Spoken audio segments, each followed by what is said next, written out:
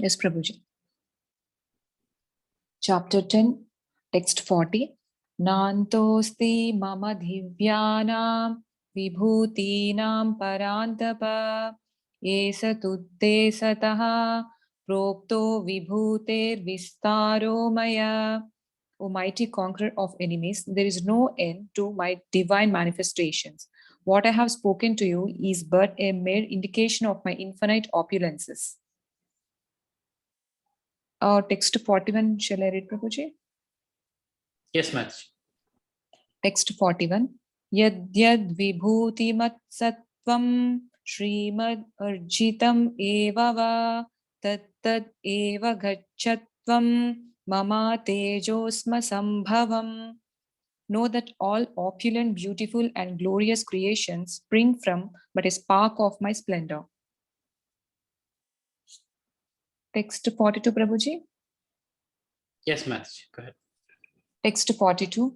Athava bahunaitena kim jnatena tavarjuna visthabhyaham idam krishnam ekam sena stito jagat. But what need is there, Arjuna, for all this detailed knowledge?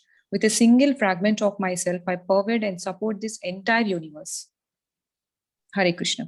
Okay, ma'am. Thank you so much. All right. So is Krishna bragging or what? First of all, very happy to be back with all of you after a little bit of a break. So text 40, Krishna says, O mighty conqueror of enemies, there is no end to my divine manifestation. What I have spoken to you is but a mere indication of my infinite opulence. As stated in the Vedic literature, although the opulence and the energy of the Supreme are understood in various ways, there is no limit to such opulence. Therefore, not all opulence and energies are to be explained. Simply a few examples are being described to Arjuna to pacify his inquisitiveness. Now, the word Krishna comes from the word Akarshati iti Krishna, right? Who's all attractive. That's Krishna. And Krishna, as he's talking about his opulences, although he is very humble, he is just talking about a few opulences here and there, small ones. But there are 6 opulences of Krishna that are described by, hold on, who is the Muni? 6 opulences of Krishna. Okay, somebody Google it and find it for me. What's the reference for the 6 opulences of Krishna? So basically the 6 opulences of Krishna is all the strongest, the most famous, the most wealthy, the most knowledgeable, the most beautiful, and the most renounced personality of Godhead, right? So anybody who has even a little bit of this becomes very, very attractive. Now Krishna has all of this in complete fullness, which makes him the most attractive. So somebody is beautiful, of course, they're attractive. If somebody is wealthy, they're attractive. You'll see sometimes not very good looking people are with supermodels and whatnot, right? How? Because their wealth is very attractive. As a result, it is said that a woman is attracted to the subtle body of the man, and the man is attracted to the body of the woman. So attraction happens according to one's opulence. So beauty is definitely one opulence, but then there is also knowledge. Somebody who's very knowledgeable is very attractive. Somebody who is renounced. So we see so many people who are in saffron, and they have thousands of followers. They have nothing, no money, no this, no that, but they still have people going crazy over them to take just their darshan. So renunciation is very attractive. Strength, right? People like Arnold Schwarzenegger make a career out of their strength. They're so strong. What to speak of Krishna, who's the strongest of all, right? So like that, if you look at it, strength, knowledge, beauty, renunciation, wealth, all of these things make Krishna all attractive. So according to Parasara Muni, thank you very much, Chandrima, these 6 opulences of Krishna are described as primary opulences. And in chapter 10, Krishna is giving us a glimpse of some of his opulences, right? And he's very clearly stating that this is nothing compared to my infinite opulences that I have.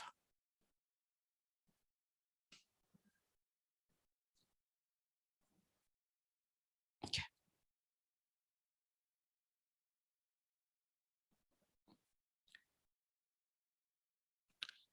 So, mighty conqueror of enemies, there is no end to my divine manifestations. What I've spoken to you is but a mere indication of my infinite opulences.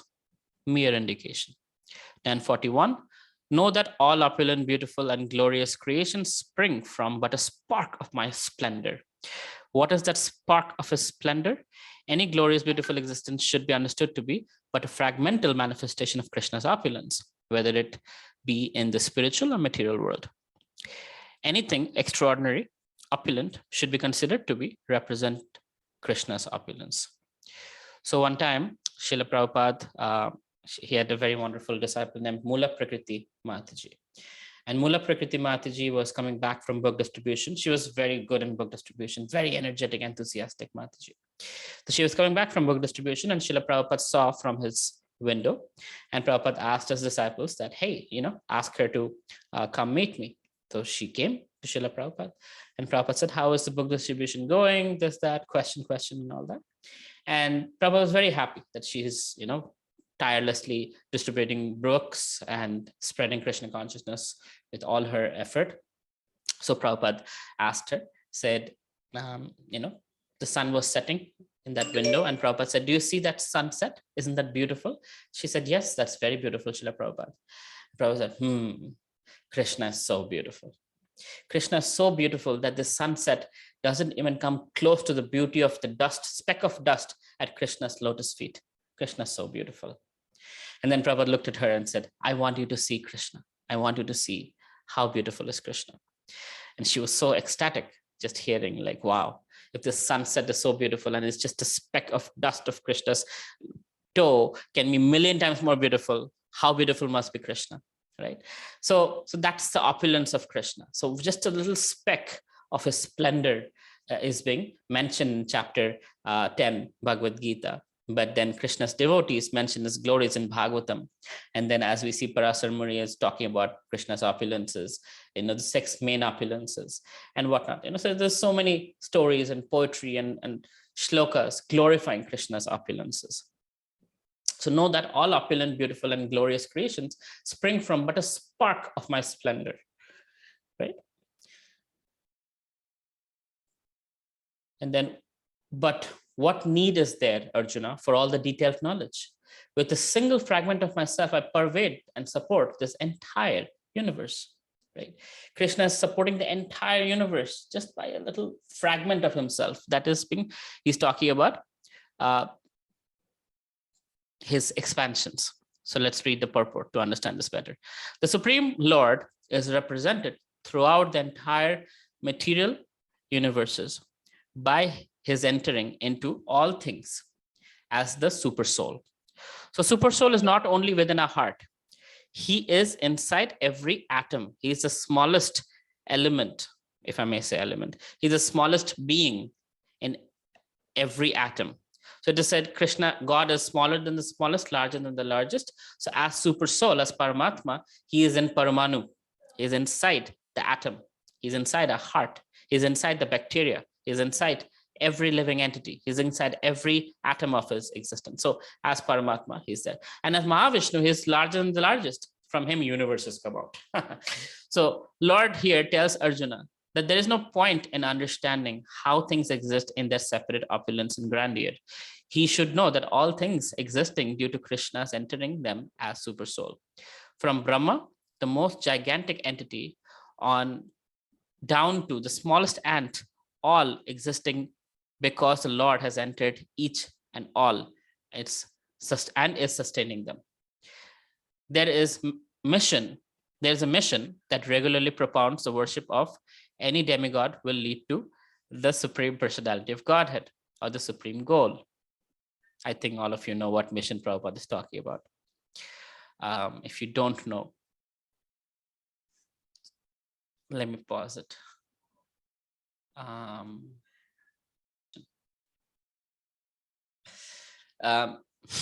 So this there is a mission that regularly propounds that the worship of any demigod will lead to one of the Supreme Personality of Godhead, lead one to the Supreme Personality of Godhead, or the supreme goal. But worship of demigods is thoroughly discouraged herein, because even the greatest demigods like Brahma and Shiva represent only part of the opulence of the Supreme Lord. He is the original. Okay, note, Lord Shiva is not a demigod, but in this context, it is being referred. But generally speaking, Lord Shiva is not a demigod. He is much higher than the demigods. Worship of the demigods. Shiva represents only part of the opulence of the Supreme Lord. He is the original. He is the origin of everyone born, and no one is greater than him. He is asamardhva, which means that no one is superior to him, and no one is equal to him. Asama. So sama means equal. Asama means nobody is equal to him. Asama urdhva. Urdhva means higher. So asama urdhva. There's nobody equal or higher than Krishna. In the Padma Purana, it is said that one who considers Supreme Lord Krishna in the same category as demigods, be they even Brahma or Shiva, becomes at once an atheist. So if you equate Krishna with Ganesh, Chandra, Surya, Varuna, Indra, and all of that, you're considered an atheist according to Padma Purana. If, however, one thoroughly studies the different descriptions of the opulences and expansions of Krishna's energy, then one can understand without any doubt the position of Lord Krishna and can fix his mind in the worship of Krishna without deviation. The Lord is all-pervading by the expansion of his partial representation, the super soul. So as super soul, as Paramatma, he's all-pervading. He's in every atom of his creation. He's in every living entity as Paramatma, who enters into everything that is. Pure devotees, therefore, concentrate their minds in Krishna consciousness in full devotional service.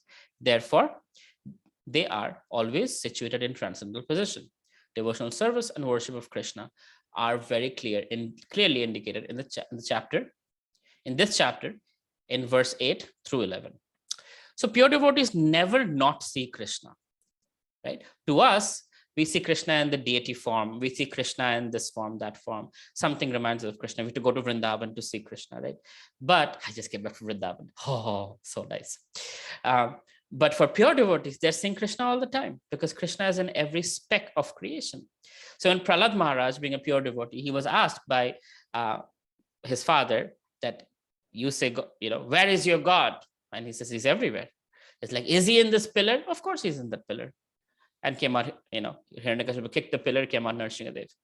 So for a pure devotee, for Prahlad Maharaj, he could see the Supreme Lord. He's there everywhere. Where is he not there? And for a non-devotee, it's hard to find where is Krishna. But for a pure devotee, Krishna is everywhere. You see Krishna in every living being, every atom, in everything. And everything is being used in service to Krishna as a result. So for a pure devotee, Krishna is never lost. And that's why Krishna says, right? One who is my pure devotee, who's always engaged in serving me and thinking of me, I am never lost to him or her. And he or she is not lost to me. Because devotee is always thinking of Krishna. Krishna is always thinking of his devotee. Now you might be thinking, but Krishna has so many devotees, so many souls. And that is the super awesomeness of Krishna, that he can think of all beings and still be with Radharani playing the flute, tending the cows, and multiple, if a supercomputer can do something like that, what about Krishna, right? So Krishna can do multiple things. He can be thinking of his devotees, and at the same time, he would be with, his devotees in the spiritual world and doing multiple things with multiple people. Just like in Rasa Leela, Krishna is dancing with each and every gopi with individual attention. And everybody's saying Krishna is only with me. But Krishna is simultaneously with all the gopis, millions of them, and dancing and giving them individual attention. So with us also, he's giving us individual attention in our heart as super soul. When we're chanting Hare Krishna, right? Thousands and thousands of devotees are chanting Hare Krishna. Each one of them, Krishna is giving individual attention. So that is Krishna's godliness. We can't be God because of that. We can't be giving full attention to everyone. But Krishna can be complete, right? Right now we are reading Ishopanishad in our US classes. So there it said, Om Purnamadam Purnamida Purnat Purnamudachite. Purnasya Purnamadaya Purnamiva Vivishite. So Krishna is complete, God is complete, and from him complete systems emanate. Like the universe is a complete system that emanates. We are complete systems that emanate, right? Imagine we are completely self-sustaining beings. Even one who's an atheist, even for such a person, one is completely self-sustaining. Without God, they've been provided everything to exist and persist and live through. Sunlight, moonlight, everything is provided. So Krishna has created, he's perfect, and he's created perfect systems, which create, atmosphere for us to live and breathe and live through our lives. So that is Krishna's perfection. And here it is being talked about pure devotees who see Krishna everywhere. Krishna is everywhere.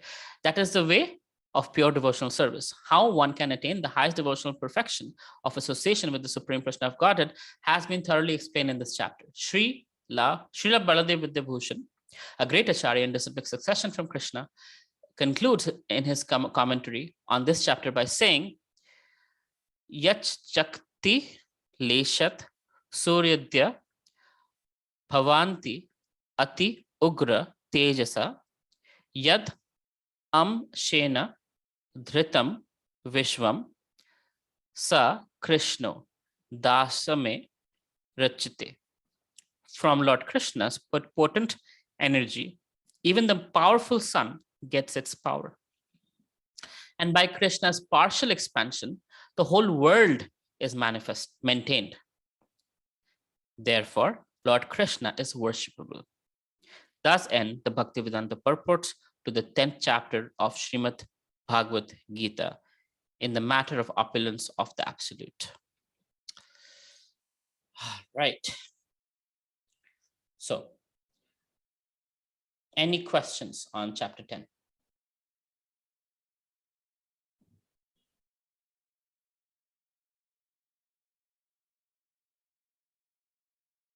If there are no questions, we'll move on to chapter 11. Going once, going twice, no questions. Moving on to chapter 11, text 1. Arpita Mataji, do you want to read? Sorry, Aparna Mataji. I don't know why I said Arpita.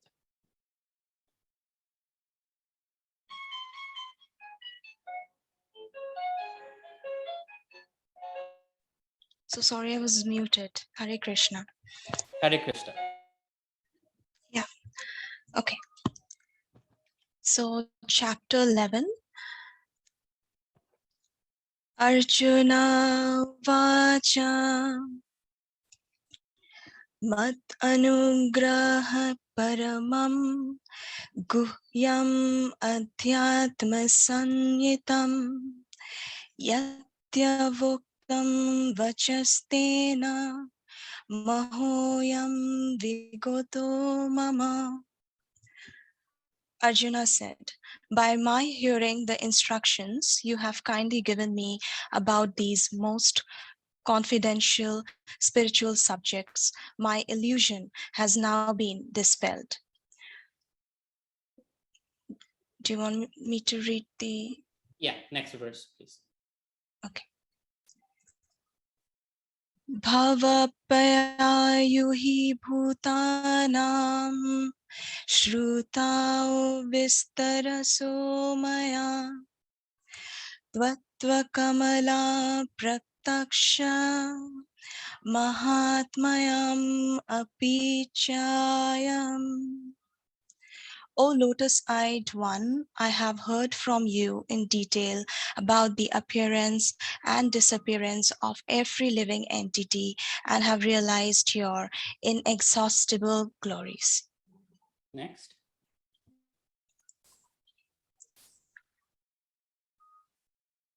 Next, chapter 11, third verse.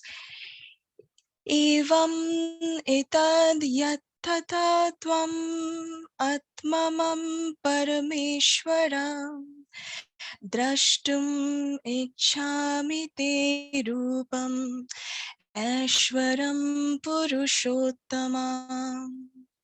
O greatest of all personalities, O supreme form, though I see you here before me in your actual position as you have described yourself, I wish to see how you have entered into this cosmic manifestation. I want to see that form of yours. Hare Krishna. Thank you so much, Hare Krishna. Aparna Mataji, it's really wow. Your voice so sweet, Mataji. Excellent. Thank you so much, Mataji. Your voice is also like I just learned. I'm just following it. Oh, Thank you so thank much. you. Thank you, Mataji. Hare Krishna. We have the best voice artists in ISKCON and Philosophy Friday. This is amazing. All right. So 11th chapter. 11th chapter is famous for the Lord's Vishwarup form, right? So before the battlefield, before the battle of Kurukshetra happened, Krishna actually went to the Kauravas and requested them to give 5 pieces of village to the Pandavas and said, let's not fight. Although they deserve the entire kingdom, just give them 5 pieces of land and that's it. Let them rule 5 villages and you guys be the king and whatnot. But this Duryodhan was such a person. He's like, I won't give enough land that can sit on the head of a needle to these Pandavas. And not only that, Duryodhan tried to capture Krishna, to arrest Krishna. And Krishna exhibited his universal form.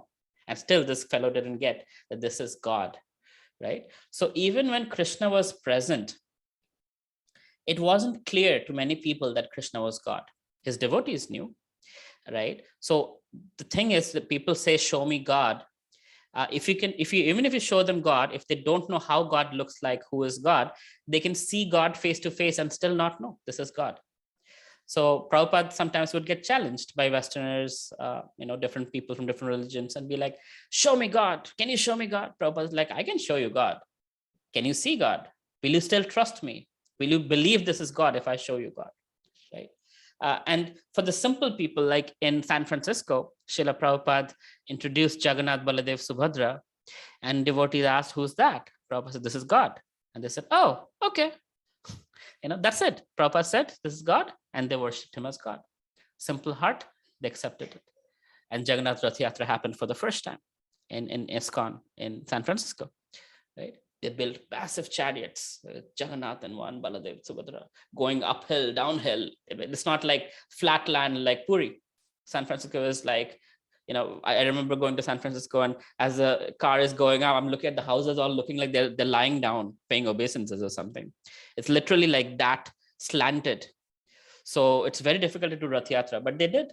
Prabhupada said, this is Jagannath, this is the Supreme Lord, and they worshipped him. So that's the beauty of simplicity, right? Now, in this chapter, in chapter 11, Krishna is requested by Arjuna to show his divine form. So Krishna is going to give him, divine vision and then show him this divine form. Now, the beauty of it is that many people in today's religious marketplace say, I am God, this, that, right? This is God, that is God. But Srila Prabhupada in his lectures would always say, hey, Krishna is God and he showed his universal form.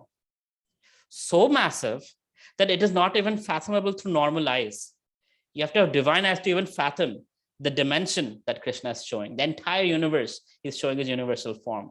From one side, he's annihilating. From another side, creation is happening. Millions of heads and things like that. So if you open the Bhagavad Gita, you see that massive universal form. Prabhupada says not only Krishna showed that, Lord Chaitanya also showed his universal form. I think it was to, who does anyone remember who Lord Chaitanya showed his universal form to? It was during it was during the Kirtan Prabhu. Sarvabhauma Bhattacharya. So he showed his universal form. No, during the Kirtan, he showed he expressed that I am God, you can worship me. Like one of the rare moments Chaitanya Mahaprabhu actually revealed to people. But to Sarvabhauma Bhattacharya, he showed his universal form. And so Srila Prabhupada uses that as an argument that if somebody says they're God, tell them to show their universal form, because only God shows that, only Krishna shows that. And Lord Krishna and Lord Chaitanya both manifested their universal form. So it's not just enough to say I am God, but the scriptures should approve it. The features should be there of godly features. Like Yogesh Prabhu and I recently went to Mayapur, and we got to see the footprints of Krishna, right? How there are different markings with which this is the personality of Godhead. I was in Vrindavan recently. Vrindavan, there's a little Shila where when Sanatan Goswami got little old, because Sanatan Goswami would do Govardhan Parikrama every single day. But when he got old, Krishna actually came to him in his baby form, cowherd form, and said, look, you've become old, Sanatan, don't have to go through Govardhan. Here is a rock. I'm going to make my footprint here.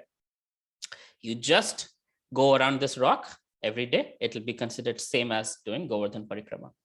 And if you see, if you go to Radha Damodar temple, they bring out the rock sometimes, and you see Krishna's footprint there. And not only his foot, so one foot is like this, and the other foot is like this. You know how Krishna's foot is? One, he's like, so Trimanga Murari. So another foot is like that. So it's like the one footprint, the other footprint, and there is a staff of herding the cows. So staff print is also there. So the flat footprint that you see, there are the markings of the flag, I think the chakra, and a few other things that are indications that this is the Supreme Personality of Godhead.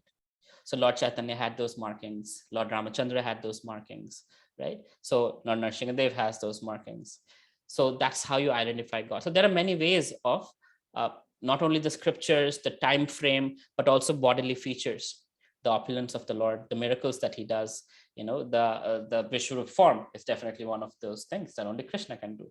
So if somebody says they're God, you can ask them, show me a Vishwarup form.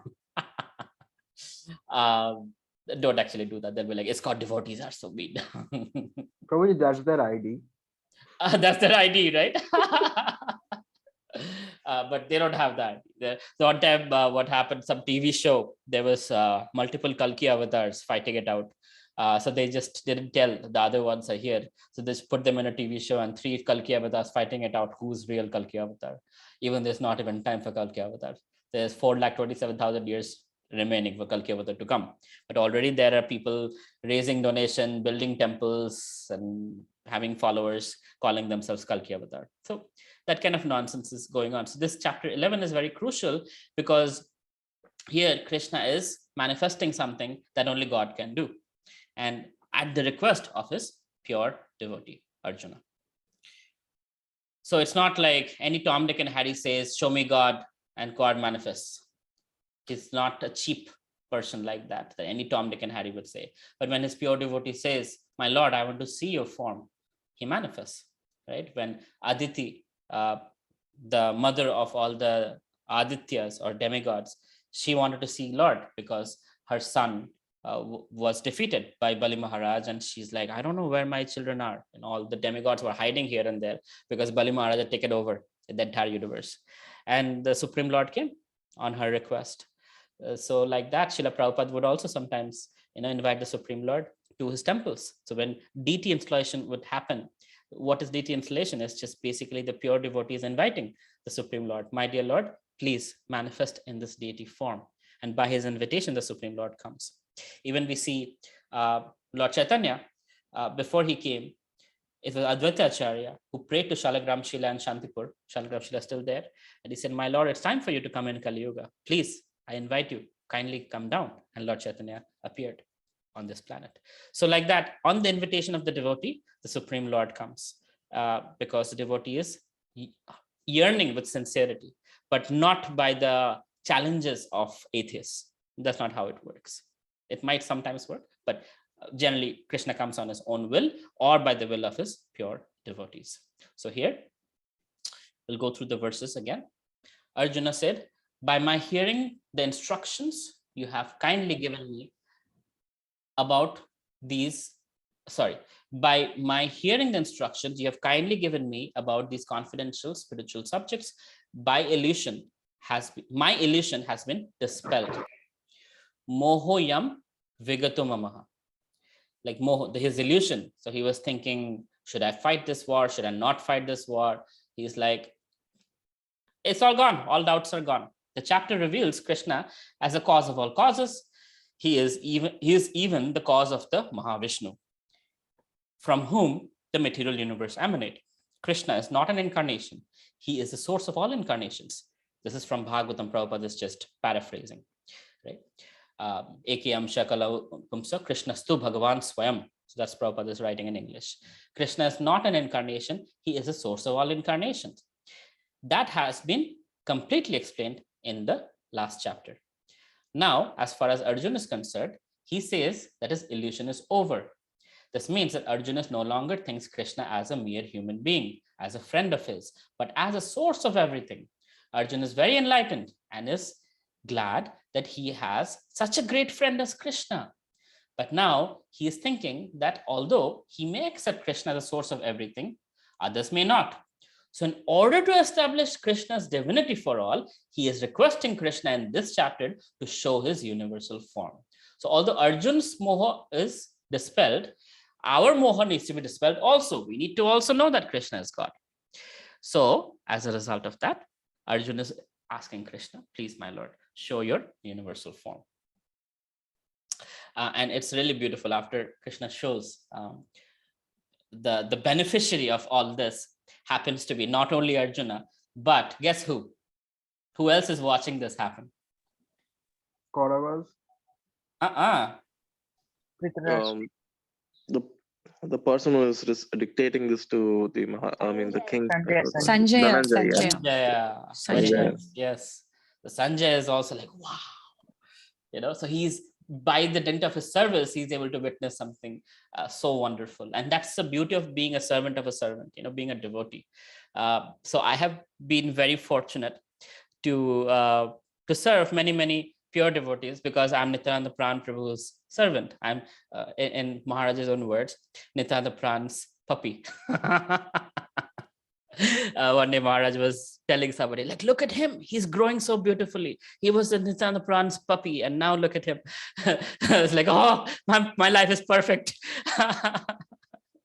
So being Nityananda Pran Prabhu's puppy, I was able to serve so many devotees, because whenever there was a need for service, Ajita, do this. Ajita, take this devotee to the airport. And as a result, I would get access to such amazing devotees, hear their amazing stories, how they came to Krishna consciousness, or what miracles happened, how Prabhupada was. And all of these things would build my faith, in Krishna, just by being with them, just seeing their, profound attractiveness just by being Krishna conscious. It's like you get supercharged by their presence. So that's the beauty of being a servant of a servant, right? Although Arjuna is just talking to Krishna and Krishna is talking to Arjuna, but because Vyasadeva gives the service to Sanjaya, Sanjaya is able to also witness this amazingness, right? And I was like, wow. Like recently, and I'll tell you what happened in Vrindavan. So I've never dared to enter Seva Kunj. So Chicago temple. So Prabhupada made these temples in different places because America and other countries don't have holy places, right? So Prabhupada actually manifested holy places by creating these temples. So he named them after Vrindavan, places of Vrindavan. So our Chicago temple is also called New Seva Kunj Dham, because Seva Kunj is a very special place in Vrindavan where Krishna serves Srimati Radharani. We all know Radharani serving Krishna, but Krishna serving Srimati Radharani is where Seva Kunj. That's why we call Seva, because Krishna is doing Seva. It's very intimate, very, very deep. So, I always felt like I'm not qualified to enter this place. And even in the evening, the monkeys also run away from here, right? The birds don't fly over this place. This place is completely silent. Very, very pure place. So somehow my mentor and I, we got a little lost. We're going here and there, and we were going to some temple, and on the way there was Seva Kunj, and I didn't expect him to go in there, and he just said, hey, here is Seva Kunj, let's go in. I'm like, are you sure? He's like, it's the daytime, it's not evening, so it's okay to go. So we walked in, and he said, Ajita, watch. I'm like, okay. So as we walked in, He's like, okay, now see, you can't hear anything from the road. It's literally like the roads are like papu, papu, you know, all these rickshaws and autos and cars and people shouting and screaming. The moment you cross the door of Seva Kunj and you step there, miraculously, there's like complete silence, nothing. All the trees are bent like this. And Prabhuji was explaining that they are in ecstasy because they're witnessing Radha Krishna pastimes. So they can't stand straight. Not a single tree there is standing straight. They're all lying down, prostrated obeisances to the Supreme Lord, right? And the monkeys and everything is like completely like different. It's like a whole different world. Then we entered into Seva Kunj, and then we went to the temple. And for us, it meant a lot because our worshipful deity is Kishore Kishori, the presiding deities of Chicago temple. And here also it's Kishore Kishori's home. This is actually the original home of Shishi Kishore Kishori, Seva Kunj. And they don't have a deity. They just have a place where Radha and Krishna, this is the place where Krishna, braids Radharani's hair, massages her lotus feet, and all different services. And even gopis are not allowed here. Only manjaris come, right? Only manjaris are little girls. They are allowed to assist in this service. So very, very intimate place, no deity, no bell, because no sound. So what happened was there were some people doing kirtan here, and the pujari came out and he told them, look, I'm 82 years old. I'm serving this place for a long time. This is not the place you make any noise, right? Please don't make noise here. This is a place, there is no deity also. There is no bell also. There's a place to experience God. So just experience God, and it was very profound, the way he said it. And it was that. So we all sat down. We were anyway sitting down and chanting Hare Krishna. So we were very minutely, chanting a few rounds. We chanted and we left. But the experience of being there, this is Kishore Kishori's home. This is Seva Kunj. This is where Krishna serves Srimati Radharani. Every evening, there are pastimes happening at this exact spot. So much so that even the monkeys and the birds respect that, and they don't come here in the evening, right? All the doors are locked. There's nothing that happens here. And an extension of that is Nidhivan. So when you go to Vrindavan, there's Seva Kunj, and that extension Nidhivan, where the same thing happens, where the Rasa Leela actually happens. Anyway, so I don't even know how I got to this conversation. Where was I? Being the servant of the servant. So talking about Sanjay. So because Nityananda Prabhu was there, I didn't have the guts to go into that place because he went there. By being his servant, I also got to not only enter but experience that very, very special place in Vrindavan called Seva Kunj. And I look forward to taking you all there as well, giving you the same experience. It's really, really powerful. Anyway, so Arjun is convinced, his doubt is cleared. But for our clarity, Arjun is requesting Krishna in this chapter specifically to show his universal form. That's what Srila Prabhupada is mentioning in the purport. Arjun agrees to what Krishna has several times said. Krishna is speaking to him just for his benefit. So Arjun acknowledges that all this is happening to him by Krishna's grace. He is now convinced that Krishna is the cause of all causes and is present in everyone's heart as the super soul. Second verse. O lotus-eyed one, I have heard from you in detail about the appearance and disappearance of every living entity and have realized your inexhaustible glories. Arjuna addresses Lord Krishna as lotus-eyed. Krishna appears just like the petal of a lotus flower. Out of his joy, for Krishna has assured him in a previous chapter, Aham Kritsnasya Jagata Pravaha Pralaya Tatha. I am the source of the appearance and disappearance of this entire material manifestation. Arjun has heard of this from the Lord in detail. Arjun further knows that in spite of his being the source of all appearance and disappearance, he is aloof from them. As the Lord has said in the 9th chapter, he is all pervading, yet he is not personally present everywhere. That is the inconceivable opulence of Krishna, which Arjun admits that he has thoroughly understood.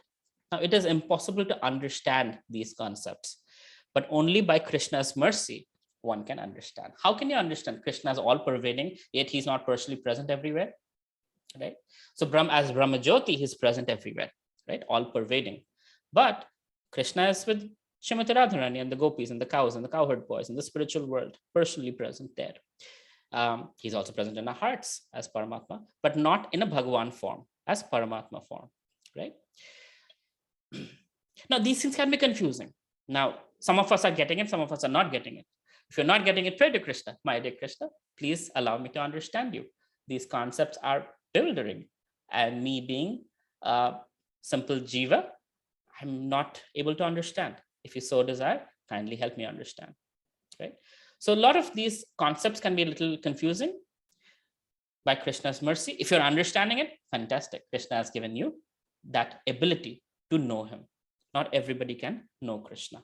Adhokshaja, adho akshaja. He is beyond the mind, aksha, aja, what you can see, mind and senses. So that is Krishna's nature. So he's not supposed to be known. He's not supposed to be understood. But if he desires, if you sincerely desire, Krishna, I want to know you. I want to build a relationship with you. Krishna reciprocates back saying, okay, you can know me. Let me give you some intelligence. Let me give you some revelation, realization through which you can know me.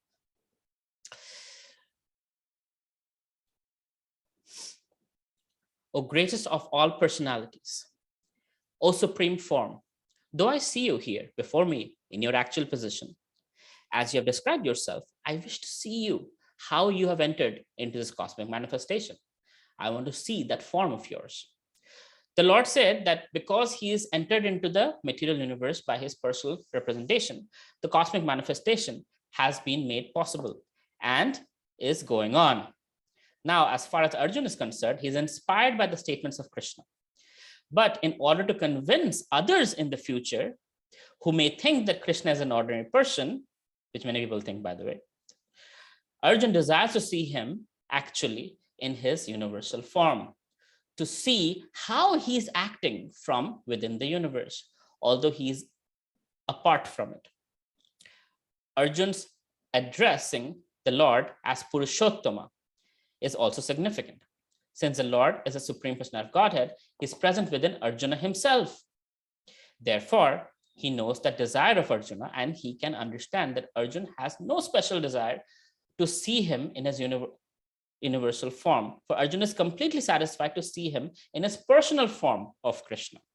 But the Lord can understand that Arjuna wants to see the universal form to convince others. Sometimes what happens is, like when we are in a lecture, we might be convinced of the philosophy, but we ask questions anyway, so those who are new, they can get benefited from it.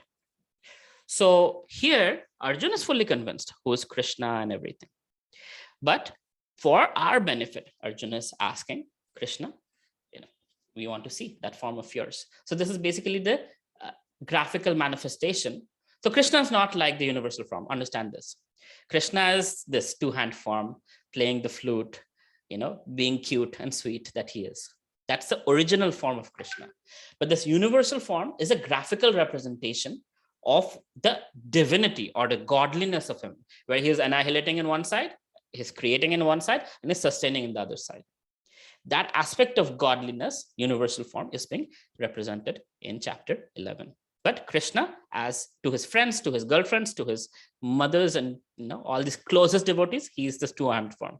Just like the president or the prime minister, in his home, he's wearing shorts and kurta, or whatever. But he's wearing suits when he's out there, meeting, addressing official people. So Krishna in his personal form, two-armed, playing the flute, cows, calves, gopas, gopis, that's his reality. That's who he really is, his original casual form. But this is also his other side, the universal aspect of him. Okay, which great soul wants to read text 4? I want to read. Please. Chapter 11, text 4. Manyase yadi tachakyam maya drishtum iti prabho yogeshwara tato me tvam Darasayat manam avyayam. Translation: If you think that I am able to behold your cosmic form, O my Lord, O Master of all mystic power, then kindly show me that unlimited universal self. Okay, let's see the next verse. Okay, next verse.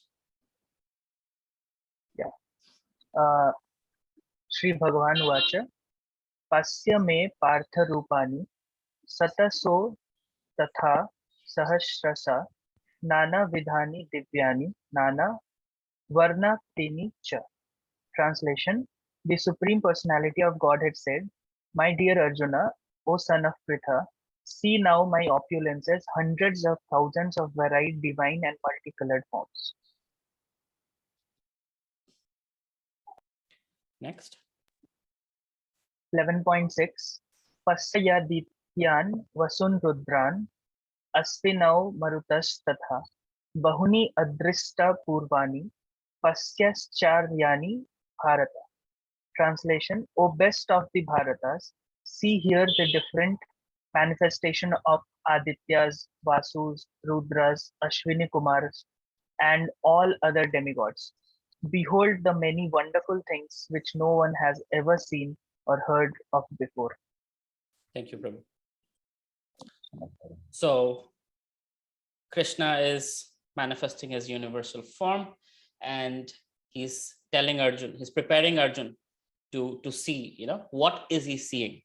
So Krishna is going to give details, and Arjun is also later on, as he's seeing the universal form, he's going to give details of what it is. So for our benefit, so that we can also see by hearing.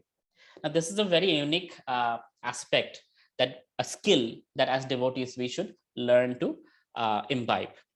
How to see through our ears.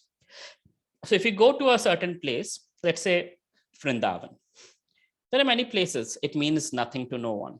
You go there, there's a little tila, or there's a little stone, or there's a little something, and you're like, okay, this is something special, I don't know what it is. But the moment you hear the pastime of the place, you want to go just roll in the dust. It's like, oh my God, this is the tree from which Krishna jumped into Kaliya, to kill Kaliya in the Yamuna. So there is a tree from which Krishna jumped into Yamuna to kill Kaliya, and actually at the base of the tree, the root of the tree, Garuda put in Amrit. So the tree is still alive till date, and that branch is still there, extending all the way. Now Yamuna has moved on. Where Yamuna used to be, it's the road. It's a road, Parikrama Marg. And Yamuna has moved on, few hundred feet. But the tree is still there, and it's manifesting, it's showcasing where Yamuna used to be, where Kaliya, Krishna, jumped from it, and the tree is still alive. The same very tree. Now, when you normally see, it's a tree with all these, things tied around it, and people are coming and paying homage. But when you hear, oh my God, this is that exact tree, Krishna, jumped on it, and from here Krishna went there, and then he came back. Wow, this tree witnessed that, and not only that, Krishna touched this tree, and I am touching the place Krishna touched this tree. It suddenly becomes so special, so I don't know, if you love God, it just becomes that place like, oh, there's a touch of Krishna here. So it becomes so special by the hearing process. So seeing through hearing is a very important skill to have. Now, we heard chapter 10, right? We heard many opulences of Krishna. So there we heard, okay, Krishna has a taste of water. He's the moon among the stars. He's the banyan tree among the trees. He's shark among the fish and all that. So the point is, as we see these things in this world, then we like, oh, Krishna, right? We see somebody's very strong. We're like, Krishna, I'm the strength of the strong. I'm the ability in man, right? I'm the this and that. And so everything that Krishna has said, seeing the world through scriptures, seeing the world through hearing, it's a very different experience. Because a lot of times what happens is we just believe our senses too much, and that leads to all the problems, right? Because our senses are flawed, we make mistakes. There's limitation to the senses. We can only hear between 20 hertz, 20 kilohertz. We can only see between certain color range, but other color ranges exist. We can't see microwave. We can't see ultraviolet. There are beings who can. There are beings who can hear above 20 kilohertz, below 20 hertz, etc. So the point is, our senses are limited. So when we try to see the world through the senses, we can only see so much. But when we see the world through Krishna's words, we can see a clearer perspective, right? Can anybody give me an example of that? How to see the world through the scriptures? Janak Prabhu, want to try?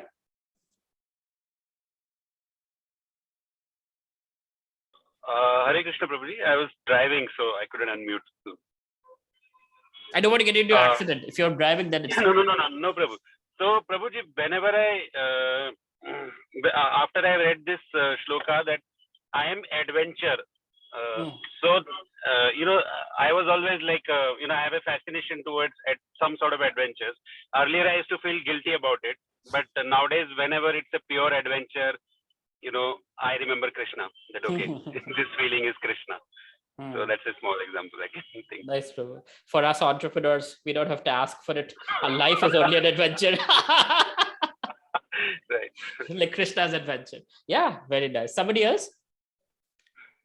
Nikhil Prabhu is saying, in Mahabharata, I usually connect all the characters of Mahabharata and Ramayana with the people around me. Oh, okay. All right. Yes, Shivli? Are you just making me hear nice music, Shivli? That's nice of you. Thank you. Bitad is saying, drinking water when I'm so thirsty. Yes, me too. Prabhuji, music should remind of Krishna. Specific music, yes. It has a holy name, especially in it. Akshat, in the form of blessings. True. But how to see the world through scriptures? For example, there's this devotee I met in Kolkata. He has a business, a non-profit that makes cow products. So shampoo made from cow urine, soap made from cow dung, toothbrush from cow dung ash. For me, it was like, I'm not sure. So for the longest time, I fought with it. Actually, I came across his products in the US itself. And I was like, hey, sorry, let somebody else with more faith do this, not me. But then when I met him, he gifted me all these things, and he's such a sweet person. So according to the scriptures, although it's the excreta of an animal, which is supposed to be disgusting, but the scriptures say cow dung is pure. Not only it's pure, Krishna is bathed in cow dung and cow urine. And now with that understanding, hey, I'm putting that on my head, using that as a shampoo and other things. I have not been able to use a toothbrush yet. Putting it in my mouth I don't have that faith yet. Or the cow dung soap. But at least I'm using the cow urine shampoo. The point is, I have actually put cow dung in my mouth once because of purification. I had to do something on the altar service, and they said, well, if you're not clean, just take some cow dung a little bit and put it in your mouth. And like, are you sure? Sure. Scripture says so. So although our mind says something else, scripture says cow dung is pure. So we follow that. Or we don't eat animals. We don't put bones in our mouth. But scripture says the shell, shankha, the shell of a snail is pure. So we put it to our mouth and we blow the conch shell, right? So seeing the world through scriptures is sometimes counterintuitive to our own understanding, but we do it because we put scriptures above our understanding, because our understanding is from our mind and senses, which is limited and imperfect, right? But scriptures coming from Krishna, so that is perfect, and we give that the higher priority. For example, Vasudev, Krishna's father, when he comes to Kamsa, there's a life lesson. When he comes to Kamsa with his firstborn, because he promises Kamsa before that please don't kill the babies or kill Devaki. Whatever babies I have, I will bring them to you first, and you can personally kill them. So when Vasudev had his first baby, he brought the first baby to Kamsa. so the Kamsa could kill him. Kamsa was very impressed. He's like, wow, I mean, I understand you are a man of your word, but bringing your son to be killed by me, keeping promise to that level, I can't imagine. I mean, please go home. It's okay. I don't need to kill all the babies. I'll just kill the 8th one. And Vasudeva, as much as happy he was, in the Bhagavatam it is said, Vasudeva in his mind was like, you can't trust a materialist. So Kamsa might change his mind any moment. I can't trust him, as he was walking by. And it happened. Kamsa, the next thing he knows, Kamsa is like, puts him in prison, takes the child, kills him, kills the 2nd one, 3rd one, 4th one, 5th one, and then 6th onward, something starts happening. So the point is, that is a very important lesson. Do not trust those who are materialist. What does that mean? Do not trust those whose senses are not controlled, because if they say something, they don't have the control to keep their word. So they might change it. So don't trust and build your faith on it, because it will be broken. Whereas a devotee will fight for tooth and nail to keep his word. Krishna will fight for tooth and nail to keep his devotee's word. So there's a big difference between the two. So it's important to understand. So again, seeing the world through the eyes of the scripture is meaning taking these lessons and applying it in our lives. Now, that doesn't mean we don't trust anyone. We disrespect anyone. But in the heart of our hearts, we should not take it very seriously when a materialist gives us his or her commitment. And especially in India, people don't keep their words. It's just a given fact, right? People are lying through their nose. I mean, it's unbelievable how much people lie. And that's almost a reality in business. Especially when I go to Delhi, I'm like, I don't take a single word from anyone, for a reality. I'll just be like 60% discount, because Delhi wale aise hote, right? Sorry, forgive me if anybody's here from Delhi. I know Vibhuti Mati is from Delhi, but this is what it is. Oh, Nikhil Prabhu, you're from Delhi too? Well, you know what it is. One time I ended up in this place in Delhi and everybody's looking at my pockets and I'm like thinking, what's wrong with my pocket? And they're like, Prabhu, this is called Chor Bazaar. They're looking to take your phone. So please put both your hands on both of your pockets. One pocket has wallet, one pocket has phone. I'm like, oh God. And that's Delhi. So material world is like that, right? You can't trust people who don't have control over their senses. So we can only trust completely with eyes closed to devotees. And even within devotees, if they're not pure devotees, understand to the degree they're devotees of the Lord, they can be trusted. To the degree they're not, sense control, they cannot be trusted. So sense control has a lot to do with trust. So these kinds of knowledges help us live a better life, because that's taking Shastric understanding and seeing the world through those understandings. All right. Are there any questions today? Prabhuji, I had a question not related to today's class. Can you explain the importance of the Parankal after Ekadashi? Because I remember the story of like Durvasa Muni and like how he wanted to I think it was Ambarish Prabhu, right? So can you explain like the importance of Parankal? No, I don't know anything about it. I don't know much about it. I mean, for Ambarish Maharaj, he was doing Ekadashi for a whole year, then breaking his fast. We can hardly do for one day. But yeah, this Parankal and all that, honestly, I don't know. And I'm not much interested in that ritualistic stuff also. I do it because you're supposed to do it. That's about it. But there's not much knowledge I have about it. Siddharth is asking, when we want to achieve a goal, Bhagavad Gita gives strength to mind to achieve the goal. Fantastic. That's really good to hear. Okay. Anything else? Prabhu, I have a very generic question. Yeah. So it was a recent incident that I actually, wanted to help someone in the mode of service and ended up, the entire intention, it just went in another direction. So how do we, what parameters we should consider before, trying to help out others such that others don't take advantage of us, even though they're devotees or if they're non-devotee? I mean, we shouldn't be discriminating, but what should we consider? Well, we should be helpful.